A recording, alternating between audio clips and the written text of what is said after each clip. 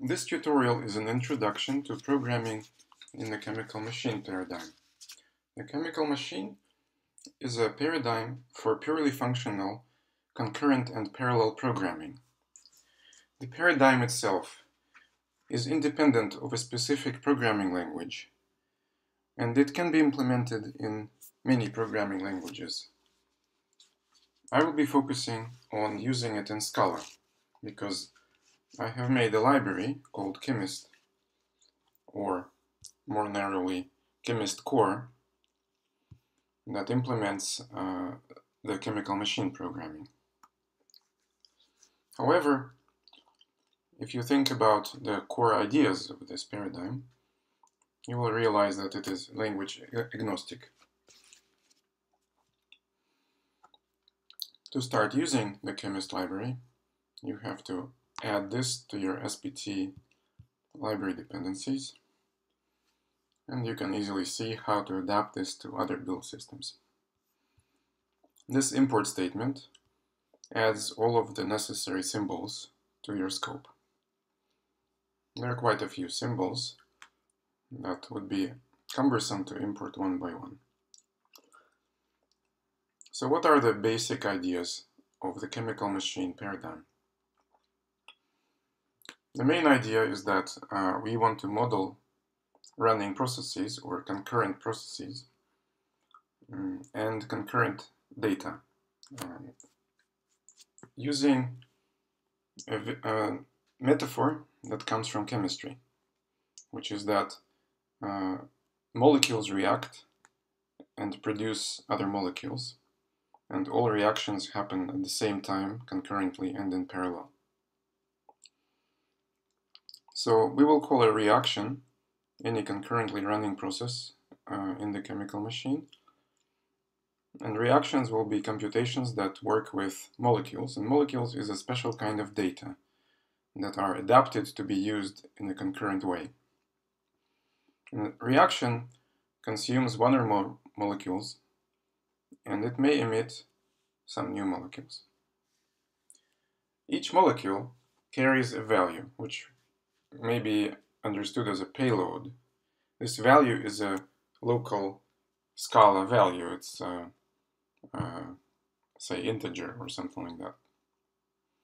Reactions are functions from input molecules to output molecules, and reactions can read the values that the molecule carry and perform computations with them. To begin, we need to create molecules out of ordinary data. This is done using special functions that are called molecule emitters.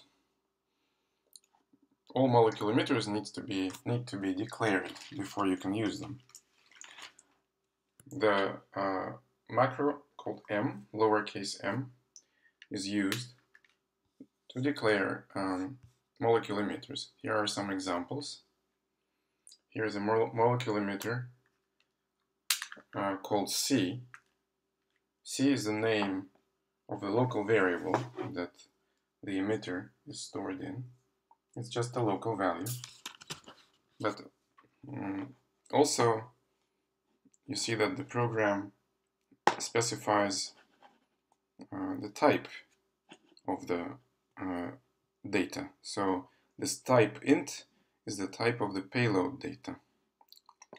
So with this code, we have defined an emitter for molecule C with payload value of integer type.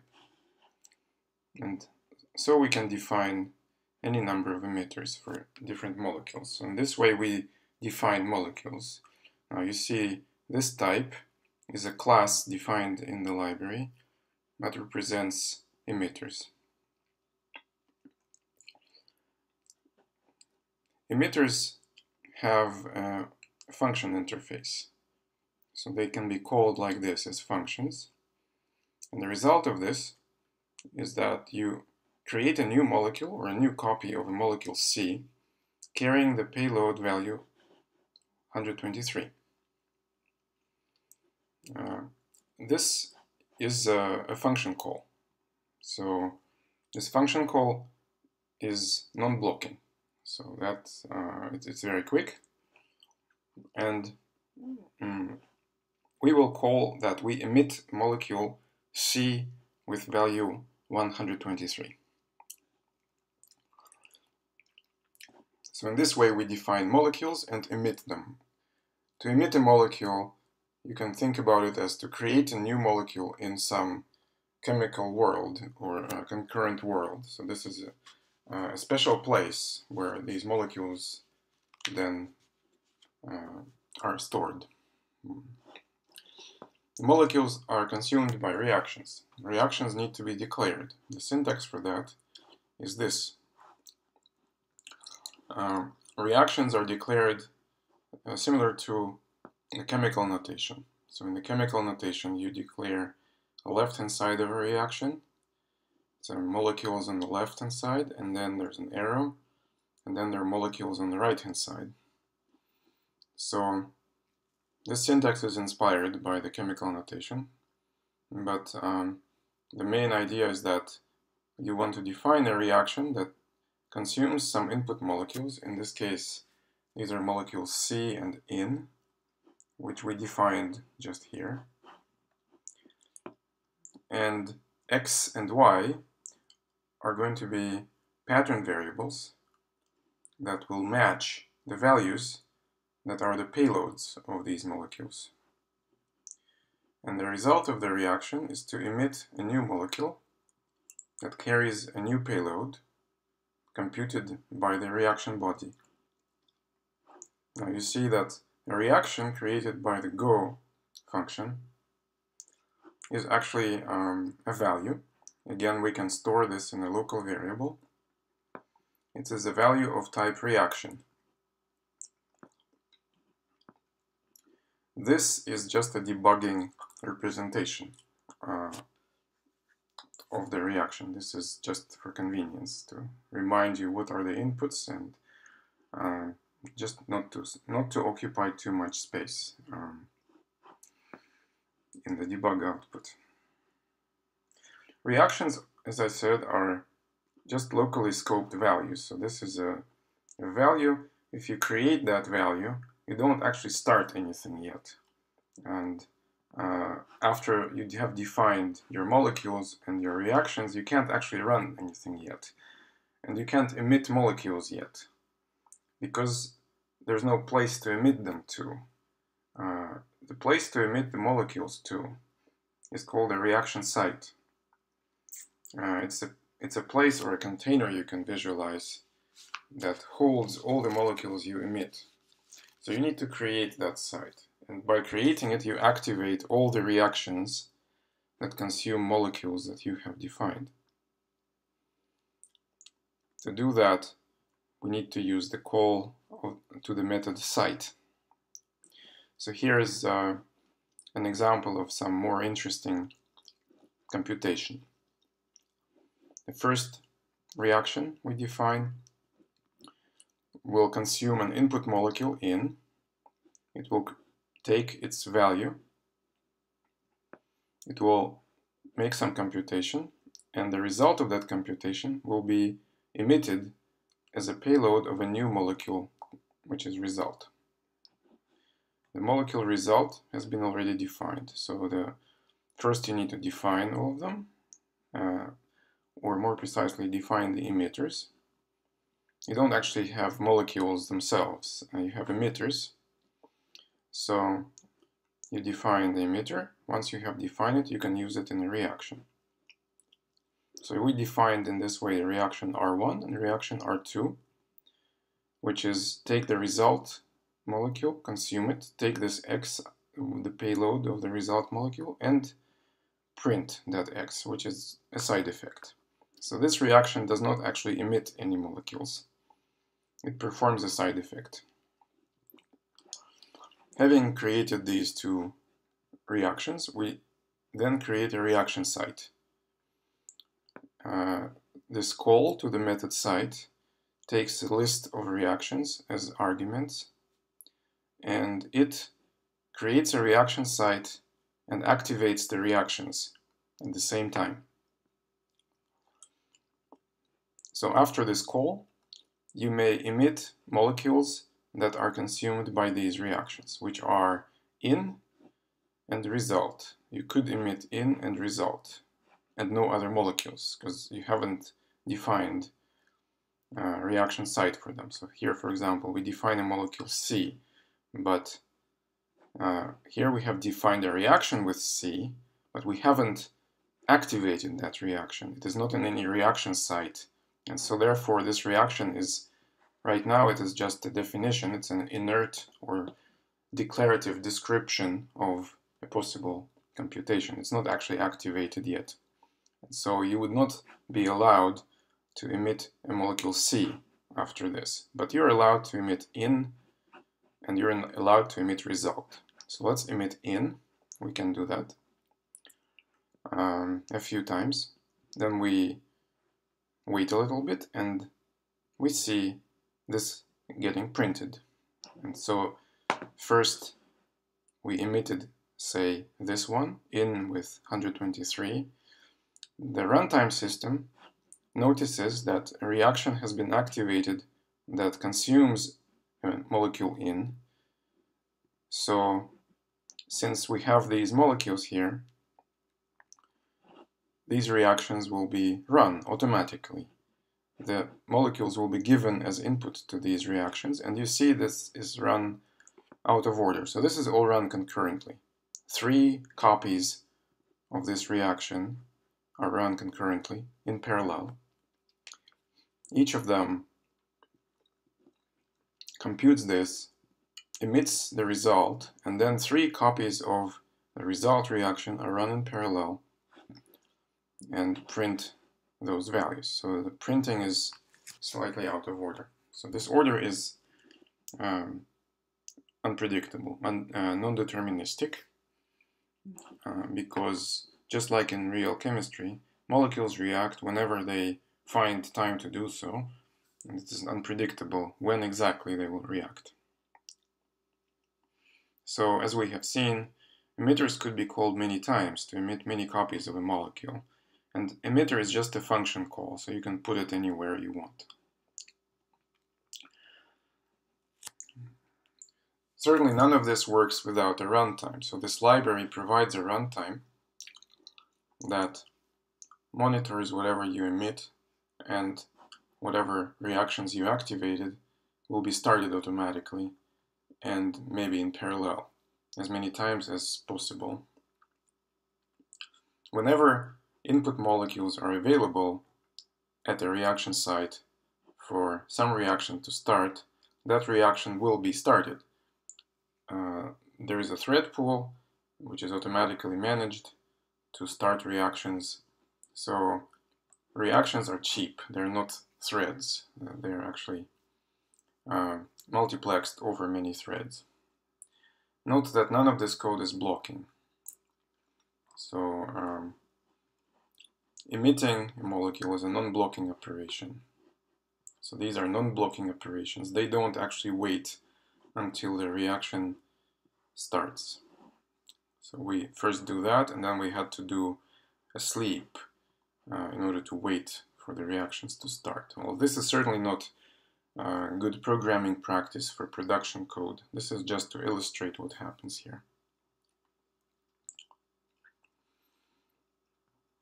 So here is another example where a reaction depends on several molecules at once as input, and it emits several molecules as output. So let's define molecules in 1 and in 2 and a result, and let's define a reaction that takes in 1 and in 2 together. So they will carry 2 different values. Then we can compute something using these values. This is the body of our reaction. And then we can emit result with one value and result with another value. We're free to do that. We can also print something if we feel like. And we define another reaction that prints whatever was on the result molecule. And in this example, I defined the reactions in line inside the site call. So I didn't first define R1 and R2. I don't need that. These are just values. I can put them directly into the side call. Now these, ignore that, warnings and errors. There's static analysis procedures that are run on the code, and there might be warnings sometimes. Right now, we're not going to encounter any such things. Let's test. So we emit initial molecules. We emit in2, in1. We can emit them in any order. The order here is irrelevant. This is completely symmetric. There's no first and second molecule. The reaction waits until both of them are available, and only then it starts. So now you see it prints this quite quickly. We sleep some more, then it prints this, so we are here. Result has been emitted, but this hasn't yet started, so we already printed that. So that shows you that the emitting process is asynchronous, and so this is non-blocking. So you emit, it does not wait until this reaction starts. This reaction starts later. So 2 copies of this reaction start later, and they start in arbitrary order. So you can see here, first is a true, which is this one. Actually,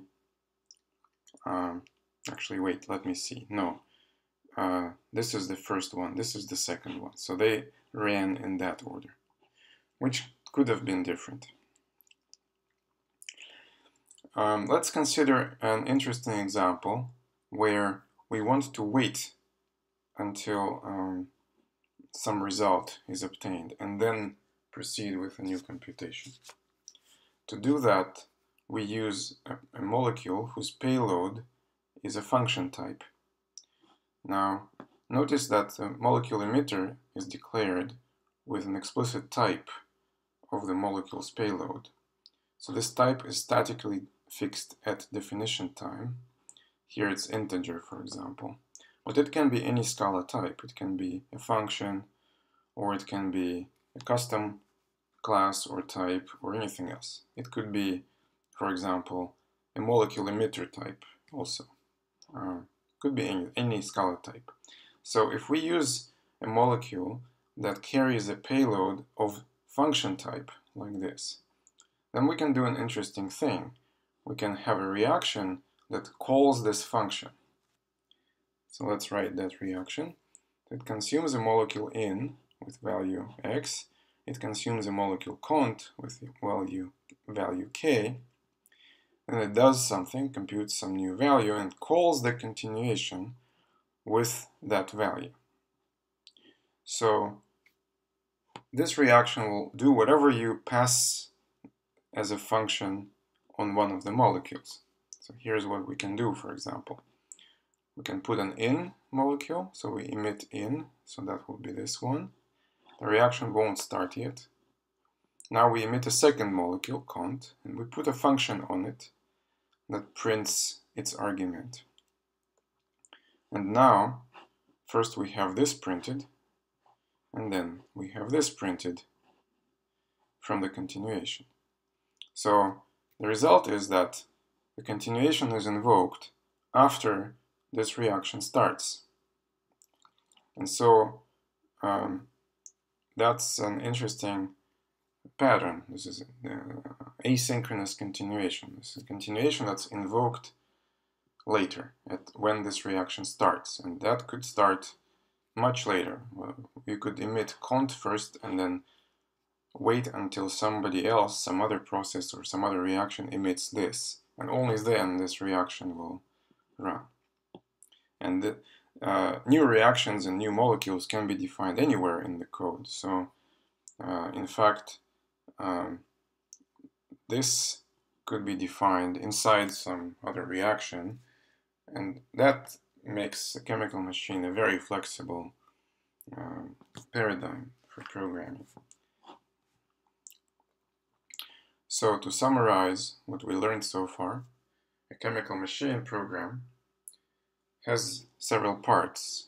It consists of declarations of new molecule emitters together with their types, declarations of reactions and reaction sites containing those reactions. So without reaction sites, nothing would run. So you have to declare the site and put reactions there. And finally, you need to emit some molecules to start things. Otherwise, no reaction would ever run. So these are the basic parts of a chemical program. Now, reactions and molecule emitters are values. They're defined in a local scope. They can be passed as arguments to functions. They could be returned by functions defined inside the body of that function. They could be emitted as payload values on molecules because they're just values. So this is a very flexible paradigm because any part of application code, including reaction bodies, can define new emitters, new reactions, new reaction sites, and emit new molecules. Or it could pass the defined new emitters and new reactions as payload on some molecules. And then a different reaction could consume those molecules and continue. Another important thing to notice is that reaction molecules and reaction sites are all immutable. They're values and they're immutable values. You cannot modify a molecule emitter. You cannot modify a reaction once you defined it. It has some arguments, so you can pass molecules to it with values, but that's all you can do.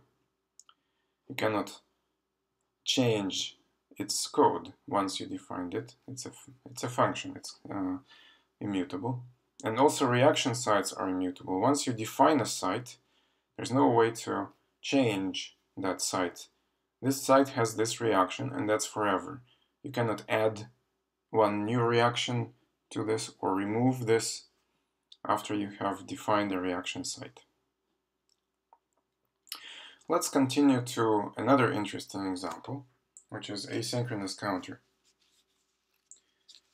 Asynchronous counter means that you have a value that can be incremented, a counter value, and it can be read. And both of these operations are concurrent, so you can increment and read from different processes at the same time. Let's implement the read operation as asynchronous continuation. To do that, we define a molecule called read with emitter of this type. So then the type of the value it carries is going to be a function of this type, is the continuation. So that would be the read operation. Let's define the increment operation, which is a molecule carrying a unit value, because it's just a signal. You emit this molecule. It doesn't really need to carry a value. You emit this molecule when you want to increment the counter. Counter is a molecule that's going to carry an integer value. And here's how we implement this. We implement two reactions. The first is that the counter is consumed, the increment is consumed, and then the counter is emitted with a changed value. So this reaction is equivalent, logically speaking, to updating the value x that is carried by the counter. We consume a counter molecule and we immediately emit it back with a changed value. So this will happen pretty quickly, and that would basically look like an increment of the value of this counter. Now let's see how we can read that value. Obviously we need a different reaction. We have a read molecule that carries a continuation. So we again emit the counter molecule right away with unchanged value x, so that nobody notices that we have read it. And then we execute the continuation. So this actually could take time, and we don't want to hold this counter until this is done. And since we do it this way, we could emit many copies of the read molecule at once, and each of them will start a reaction one after another. Very quickly it will emit counter back so that another one could start, and then these functions will all run in parallel. So here's how we use it. We first emit the initial value of the counter. We emit 2 increments.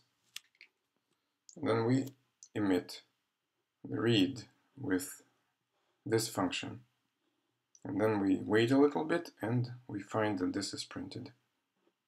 So actually this is not very reliable because these molecules are emitted very quickly and they could make these reactions start out of order. So first we emit the counter molecule.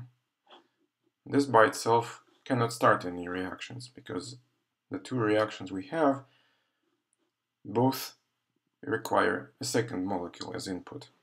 Now we emit increment. So now this reaction could start.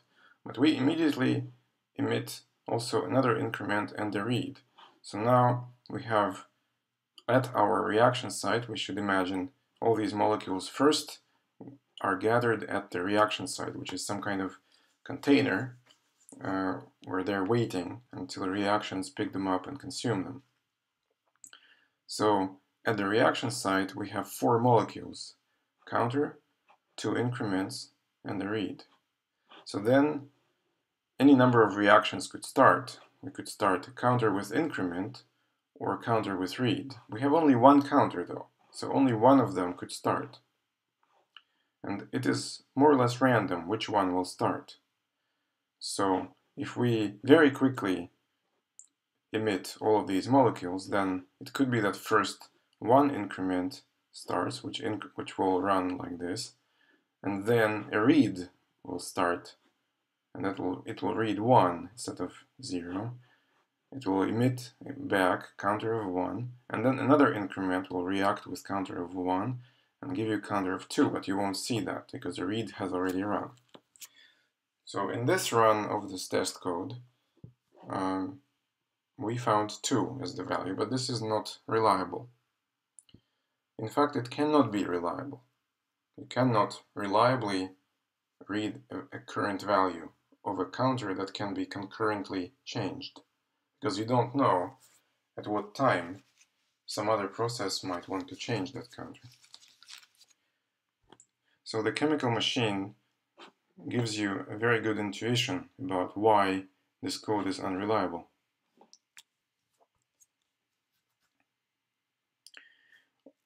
Also, it's important to realize that a molecule can be consumed only by one instance of a reaction.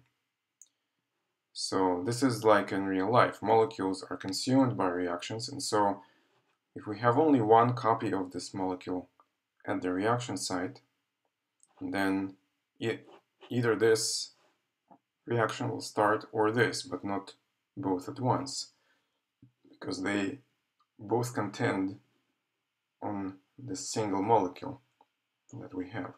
This is because we only emitted one copy of counter, which is of course what we want. So this contention is automatically resolved by the chemical machine runtime in an unspecified way. So one of these 2 reactions will be chosen. And there is no control over that. There is no way to specify precedence or priority or anything like that. And that is intentional. The reason is that if you specified priority and say, this reaction should be preferred over this, let's say, you would think that you are controlling now in a better way what's happening, but this is just a total illusion. You don't control that at all. It's just that your code will become unreliable less often, but it will still be unreliable. So the chemical machine puts this into your face. You have to squarely face the fact that things are unpredictable, can happen at unpredictable times, and you have to design your program so that it is robust with respect to order of execution when there are several reactions that can start. And it is always possible to do that. Just in this example, we haven't done it.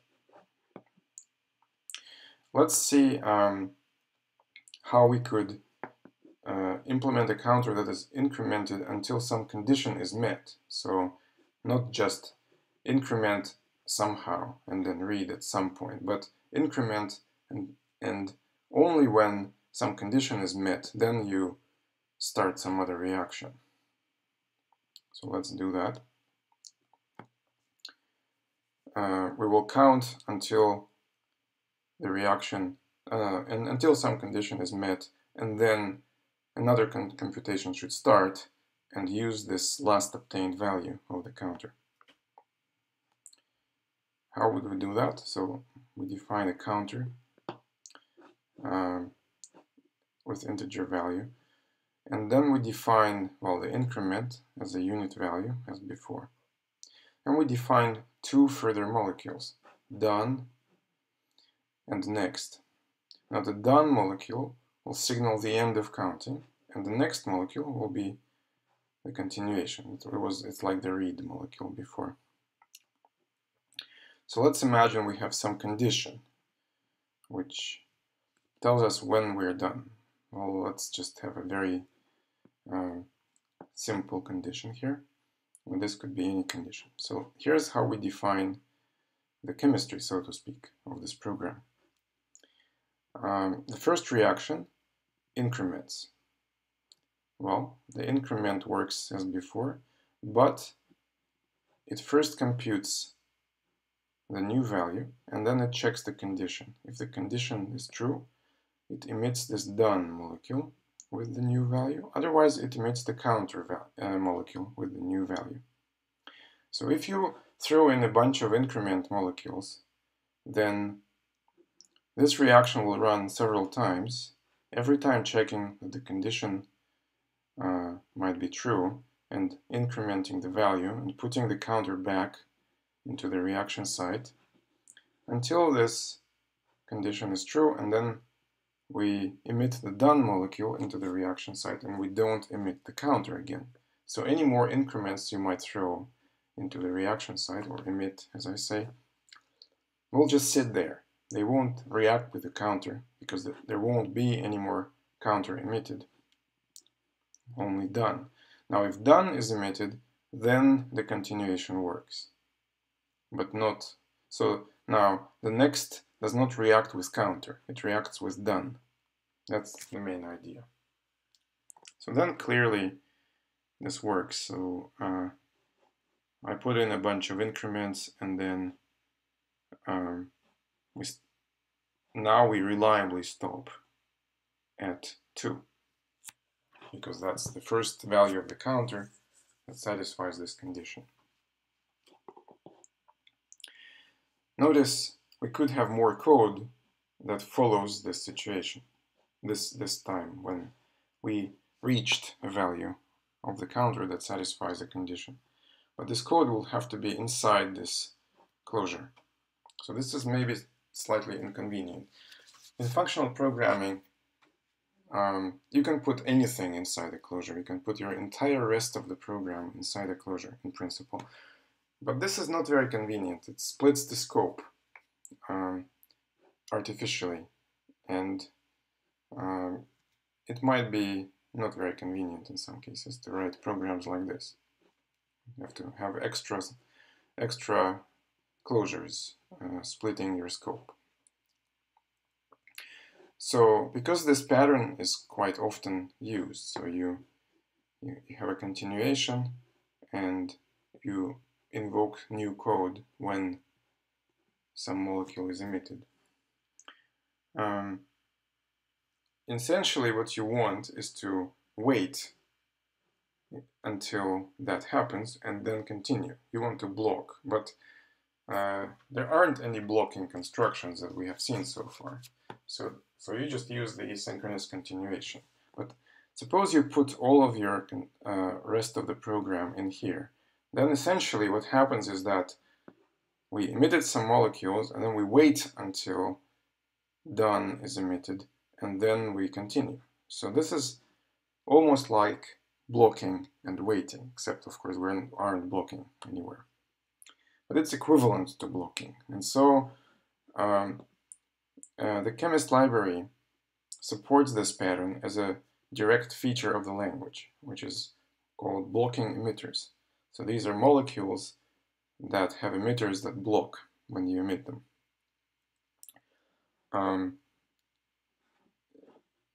Or you can think about them as emitters that automatically include a continuation function inside and allow you to not write this boilerplate. So let's see how that works.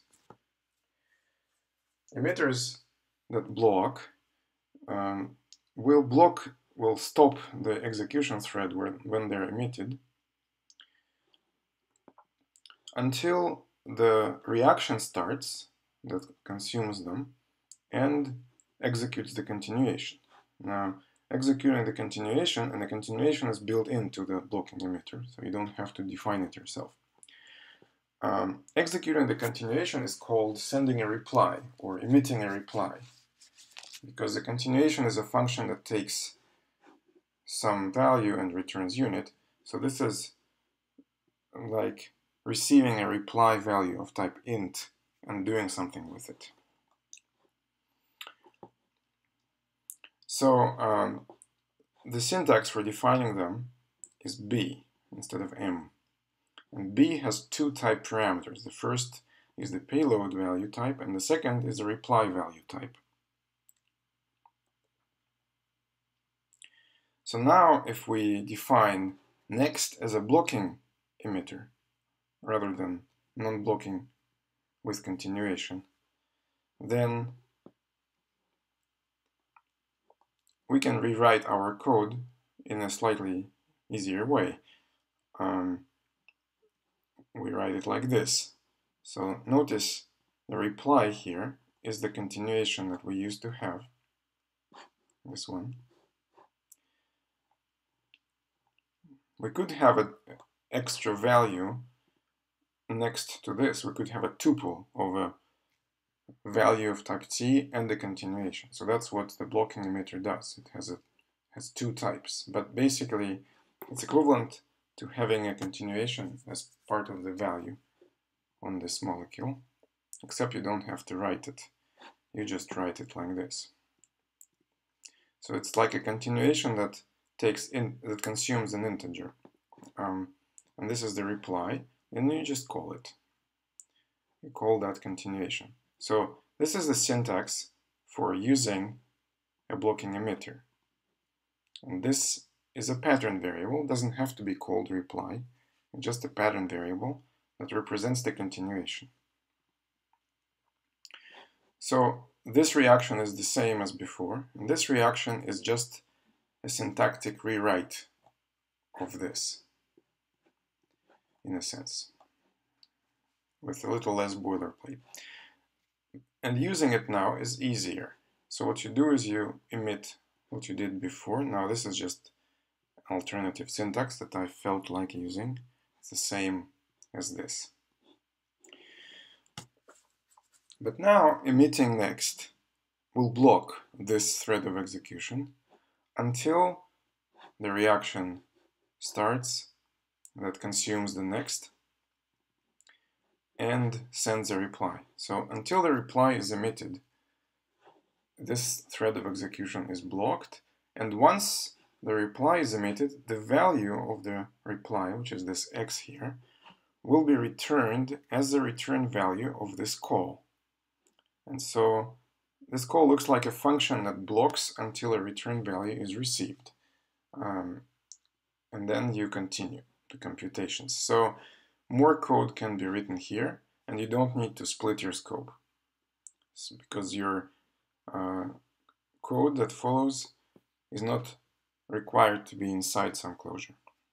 So this is just a little easier, and this is a blocking emitter. But just as I demonstrated, it is equivalent to having a continuation. And so by adding these blocking emitters, we didn't actually change the power of this language.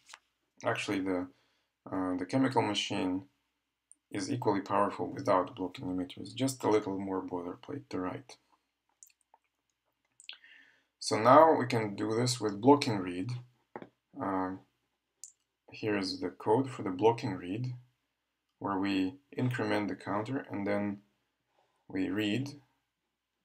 It's a blocking molecule, and the code first emits the counter and then emits a reply. It's exactly the same code as we had before. We replace the continuation by a built-in continuation, which is the reply. And the same code works now reliably. There is no... we can emit these in any order, and we always have... well, actually, I take it back. In this code, we do not check any conditions, so this code is just as unreliable as before, except that it's a little easier to read, to write. So the final example of using the chemical machine would be to implement a parallel map operation. That is, we apply a function to every element of a list, all in parallel, and we produce a list of results. Now, in order to implement this, we need to keep track of progress. We cannot just run a bunch of reactions. We need to know when they're all done. And in order to do that, we will aggregate results into a final list. And let's see how that works. So obviously we need a molecule that will carry the elements of a list. Let's call this molecule start. So it will start some computation. Let's suppose this is the computation. And let's say we have this many elements in the list, which we need to know in advance in order to keep track correctly. Now we need a counter that will count how many elements we already computed. We need to increment that counter. We need a result molecule that will carry a list of integers as results. And we need a molecule that indicates the end of the computation, and a molecule that will fetch the results in a blocking way for convenience. So the reply value of this molecule is a list of integers. Here's the code. So first we define this initial molecule start being consumed, and also the result molecule being consumed. So the result molecule will accumulate the elements. It will compute the value of the function and append it to the result list, and then it will emit the result molecule with the new value of the list and increment the counter. Now the counter is the code we have seen before. It just increments. If we have a total number, then we're done. Otherwise, we continue counting. Once the done is emitted, and wait done is emitted, and result is available, then we send a reply to this wait done with the result value. So the idea is that we will emit a bunch of initial values on the start molecules. So we will emit this many copies of this molecule. We will emit a single copy of a counter and a single copy of result. And then all of these reactions will run. Each of them will append a value to the result, to the list that the result molecule carries. And finally, when everything is done, the done molecule will be emitted, because every time we do this, we increment a counter. So all of that is concurrent. So this is concurrent with this. And we can right away emit a done molecule. This is a blocking molecule, so it will wait until, so it will block this call and wait until this reaction can run. But this reaction can only run when there are 3 molecules present at the reaction site. Done, wait done, and result. Now result is often present, it's being emitted all the time, but wait done, yeah, it's already present, but done is not going to be present until the counter goes up to the total. So that's why this entire reaction will wait until that time, and that is how it works. So now actually the computation of the function f is not parallel in this example, because it's done here in this reaction, and this reaction can only run one at a time, because this result molecule is present only in one copy. So we only emit one result molecule, and so we maybe emit 10 start molecules, but there's only one result molecule. So only one copy of this reaction can run at a time. It will consume the result molecule and one of the start molecules, and there won't be a possibility of a second copy of this reaction to start until this is emitted back. And so actually this example does not compute the functions f in parallel. So I give you that as an exercise to implement that. In order to do that, you need to introduce another molecule that will react with result instead of start, and start will have to perform this computation and emit that molecule. So that's my hint. Fix it and run the result and see if that is correct. So this concludes the tutorial.